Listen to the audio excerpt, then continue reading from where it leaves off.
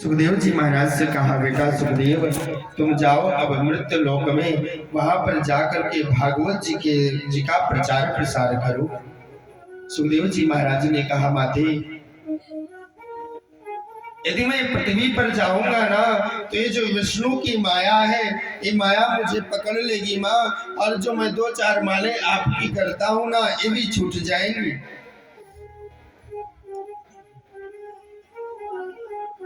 किशोरी श्री राधा रानी ने कहा, नहीं बेटा तुम जाओ, तुम्हें इस माया का कोई असर नहीं होगा, माया का कोई प्रभाव नहीं होगा। कहीं सुखदेव जी महाराज कहते हैं, नहीं माँ ये माया मुझे पकड़ लेगी, और माँ मैं आपका जो जाप करता हूँ ना माते जाप नहीं कर पाऊंगा। किशोरी श्री राधा रानी कहती, नहीं बेटा तुमको जाना होगा, भागवत जी के धर्म का प्रचार प्रसार करना होगा। सुखदेव जी महाराज ने कहा, ठीक है माँ, यदि आप कहती तो मैं जरूर जाऊंगा। सुखदेव जी महाराज वहां से आए हैं, एक पक्षी के गर्भ में सुखदेव जी महाराज प्रवेश कर गए हैं। सुख पक्षी है, उनके गर्भ में सुखदेव जी महाराज प्रवेश कर गए। कैलाश पर्वत पर विराजमान है, एक पेड़ पर वो पक्षी अपने घर को बना करके उसी में रहती है। सुखदेव जी महाराज का प्रागट्य हुआ है, सुखदेव जी महाराज अंडे के रूप में हैं। इतने में जोर की हवाएं चलने लगी, बर्फीली हवाएं चलने लगी। सुखदेव जी महाराज के जो माँ पिता है ना वो सुखदेव जी महाराज को छोड़ करके और चले गए। वो अंडा पेड़ से गिर करके और नीचे पड़ा हुआ है। जहां पर वो अंडा पड़ा हुआ है वहीं पर भूत भावन भोलेनाथ माँ पार्वती को बैठा करके और कथा का श्रवण पान कराते।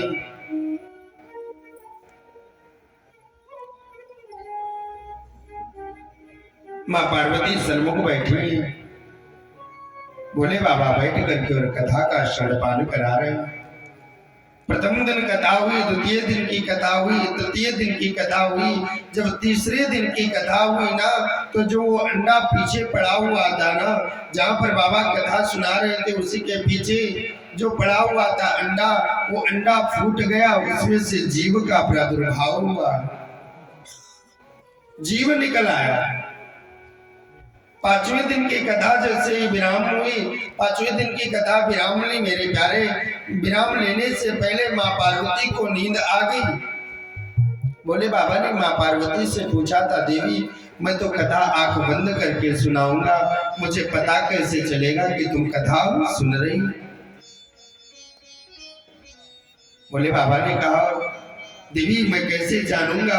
माँ पार्वती ने कहा, बाबा मैं ओम के शब्द का उच्चारण करता रहूंगा, और जब ओम के शब्द का उच्चारण करूंगी तो आप जान जाना कि मैं कथा सुन रही।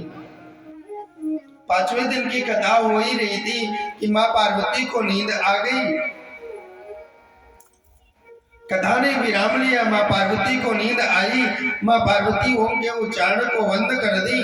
पीछे सुखदेव जी महाराज जो पक्षी के रूप में पड़े हुए थे, उन्होंने देखा क्या माँ तो सो गई है, कथा कहीं विराम ना ले ले। सुखदेव जी महाराज माँ पार्वती के स्वर से स्वर को मिला करके और ओम का उच्चारण करने लगे। मेरे प्यारे, जब कथा विराम हुई बाबा ने जयकारा लगवाया, बोले बाल कृष्ण लाल की। बाबा ने जयकारा लगवाया, माँ की नींद खुली। अरे बाबा आगे का सुनाओ ना। बोले बाबा ने कहा, देवी कथा तो विराम ले ली, कथा बहुत आगे निकल गई, आप कहाँ थी? कहा बाबा थकान की वजह से मुझे नींद आ गई थी। बोले बाबा ने कहा, तो ये ओम का उच्चारण कौन कर रहा था? देवी ओम कौन बोल रहा था? माँ पार्वती ने कहा, मुझे नहीं पता है बाबा। बोले बाबा मंच से उतरे ही नीचे, और मंच से नीचे उतर करके मेरे प्यारे मंच के पीछे देखते क्या है, वो जीव पड़ा हुआ था, ओम का उच्चारण कर रहा था।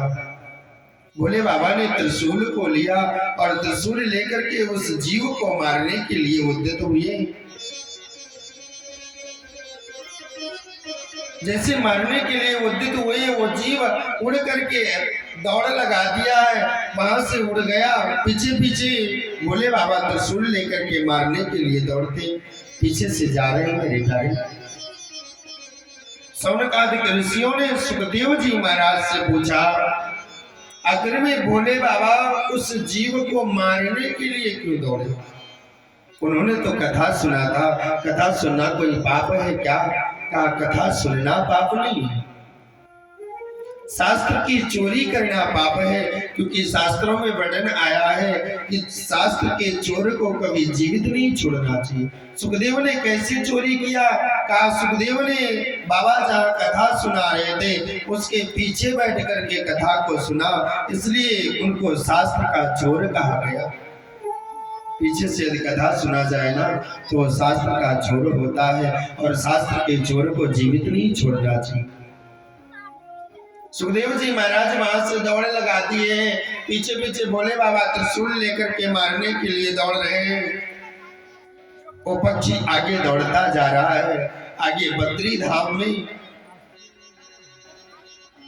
विराजमान है श्री व्यास जी महाराज। व्यास जी की पत्नी का नाम है श्रीमती विकटा देवी। विकटा देवी विराजमान थी। जोर की उवासी आई, जैसे ही विकटा देवी का मुख खुला है, मुख जैसे ही खुला, मुख खुलते ही सुखदेव जी महाराज उधर से जा रहे थे। सुखदेव जी महाराज सीधे मुख के द्वारा व्यास पत्नी के गर्भ में प्रवेश कर गए हैं मेरे प्यारे। मुखार बिंदु के द्वारा गर्भ में प्रवेश किया। ये सुखदेव जी महाराज 12 वर्षों तक मातृ गर्भ में रहे। व्यास पत्नी व्यास जी महाराज से कहती है, सुनती हो क्या? मेरे गर्भ से मंत्रोच्चारण की ध्वनि आती है, मेरे गर्भ से वेद ध्वनि आती है। व्यास जी महाराज कहते हैं, देवी तुम्हारे गर्भ में जरूर कोई ज्ञानी व्यक्ति वास करता है, जरूर कोई ज्ञानी पुरुष वास करता है। व्यास जी महाराज हाथ जोड़ करके निवेदन करते हैं, हे पुत्र आप बाहर आओ, तुम्हारी माँ को बहुत कष्ट होता है, उठने में बैठने में इत्यादि हर जगह पर माँ को तुम्हारे कष्ट होता है। गर्भ से आवाज आती है, नहीं बाहर आते ही मुझे विष्णु की माया पकड़ लेगी और मैं बाहर नहीं आऊंगा। व्यास जी महाराज कहते हैं, बेटा तुम बाहर आओ, तुम्हें विष्णु की माया का कोई असर नहीं होगा। गर्भ से आवाज आती है, नहीं मैं बाहर जब आऊंगा, जब स्वयं मायापति विष्णु आकर के मुझसे कहेंगे तब मैं बाहर आऊंगा, नहीं तो मैं बाहर आने वाला नहीं।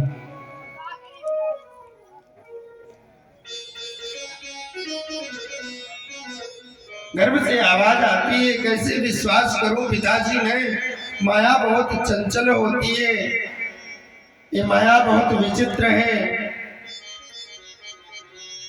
माया का पार पाना किसी के बस की बात नहीं। मायापति आकर के कहें तो मैं बाहर आ सकता हूं। मेरे प्यारे सुखदेव जी महाराज का प्रागट्य कराने के लिए स्वयं गोविंद को आना पड़ा। गोविंद ने आकर के कहा, बेटा सुखदेव तुम पर माया का कोई असर नहीं होगा, तुम गर्भ से बाहर आओ, तुम्हें माया बिल्कुल भी टच नहीं करेगी मेरे प्यारे। यही सुखदेव जी महाराज 12 वर्षों के बाद में सुखदेव जी महाराज का प्रागट्य हो रहा। 12 वर्षों के बाद में सुखदेव जी महाराज ने जन्म लिया है मेरे प्यारे। श्री सूत जी महाराज अपने मंगलाचरण में कह रहे हैं, अपनी स्तुति में कह रहे हैं मेरे प्यारे, यम प्रव्रजन्द मनवे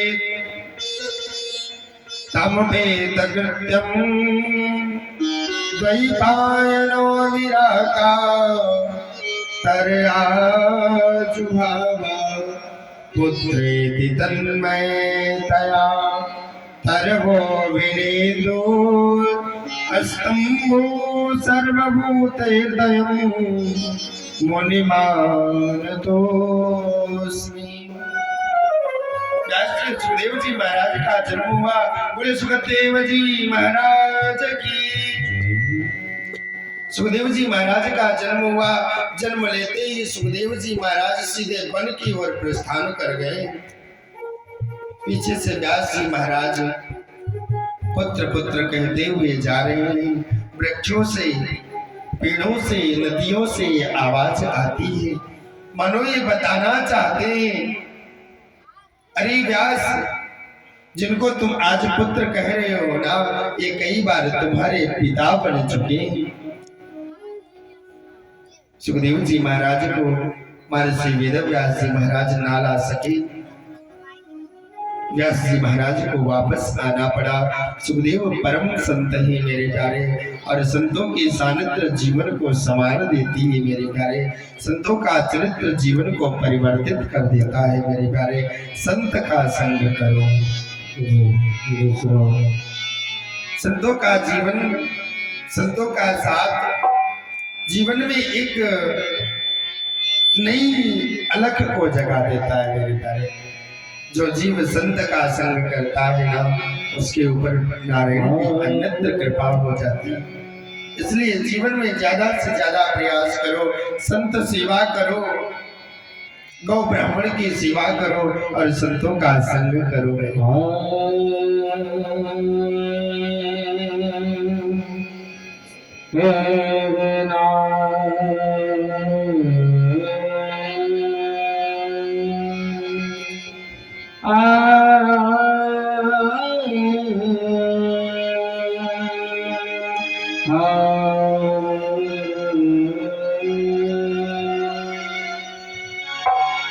संतन के संग लागिरी तेरी अच्छी बनेगी। संतन के संग लागिरी तेरी अच्छी बनेगी। अच्छी बनेगी तेरी किस्मत जगेगी। अच्छी बनेगी तेरी किस्मत जगेगी। अच्छी बनेगी तेरी किस्मत जगेगी। अच्छी बनेगी तेरी किस्मत जगेगी। संतन के संग लागिरी तेरी अच्छी बनेगी। संतन के संग लागिरी तेरी अच्छी बनेगी। हरि जय हो।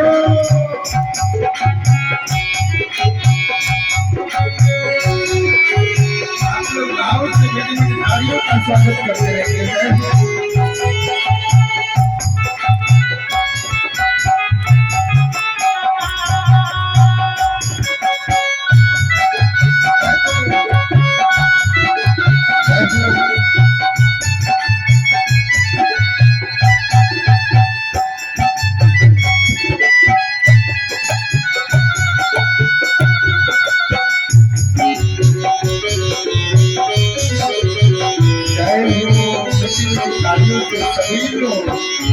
बाबा से तुम्हें हंस करेंगे। बाबा से तुम्हें हंस करेंगे। बाबा से तुम्हें हंस करेंगे। बाबा से तुम्हें हंस करेंगे।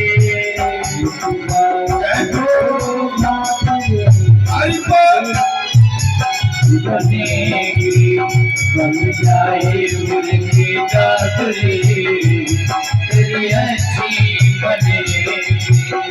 अच्छी बनेगी तेरी किस्मत जगेगी। अच्छी बनेगी तेरी किस्मत जगेगी। अच्छी बनेगी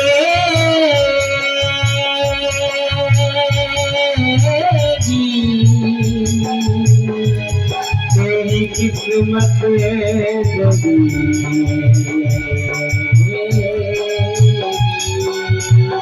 अच्छी बनेगी तेरी किस्मत जगेगी। अच्छी बनेगी तेरी किस्मत जगेगी। अच्छी बनेगी तेरी किस्मत जगेगी। तेरी अच्छी बनेगी। चाहे बुरे के साथ तेरी अच्छी बनेगी। संतन के संग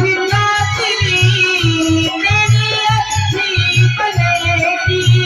संतन के संग तेरी अच्छी बनेगी। संतन के संग तेरी अच्छी बनेगी।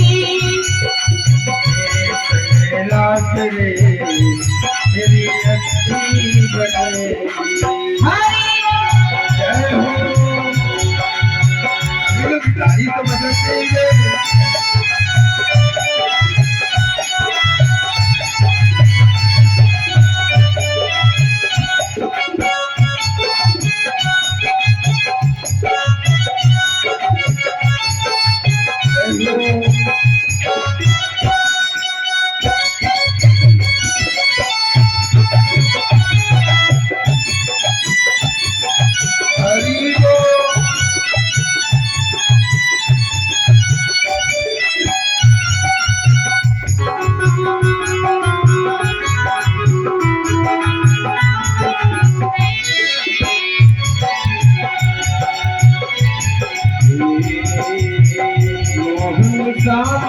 बहुत दिन सोए मोहन सामे बहुत दिन सोयो। मोहन सामे बहुत दिन सोए। मोहन सामे बहुत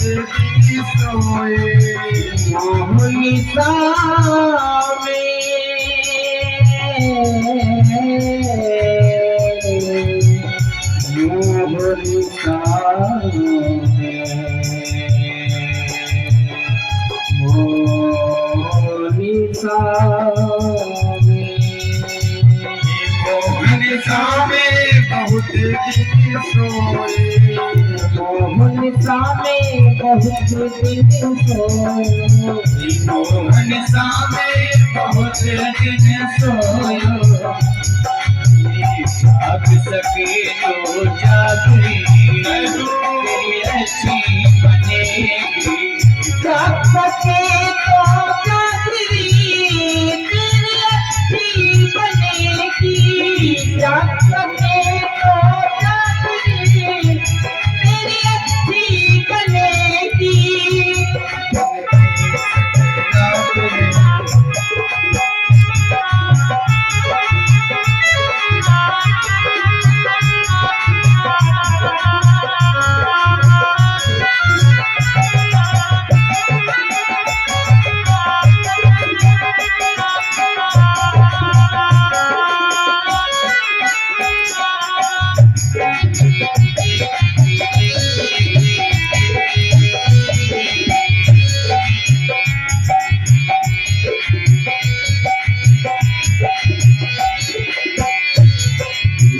संतन संग करी पुण्य कमाई।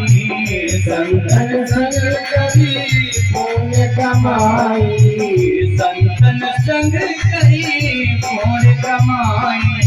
संतन संग करी पुण्य कमाई। संतन संगी करी पुण्य कमाई। संतन संग करी पुण्य कमाई। संतन संग करी पुण्य कमाई। अब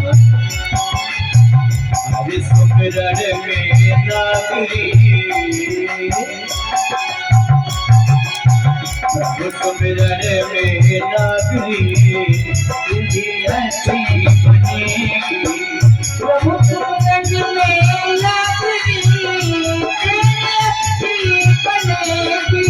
संतन के संग नागरी तेरी अच्छी बनेगी। अच्छी बनेगी तेरी किस्मत जगेगी। अच्छी बनेगी तेरी किस्मत जगेगी। अच्छी बनेगी तेरी किस्मत जगेगी अच्छी बनेगी तेरी किस्मत जगेगी संतन के तेरी अच्छी बनेगी संतन के संग लागेगी तेरी अच्छी बनेगी संतन के संग लागेगी अच्छी बनेगी तेरी अच्छी बनेगी तेरी अच्छी बनेगी बड़े श्रीमद् भागवत महापुराण की कृष्ण कन्हैया लाल की संतन के संग लागने तेरी अच्छी बने। मेरे प्यारे, संतों का संग करके जीवन में अच्छाई आती है, इसलिए संत का संग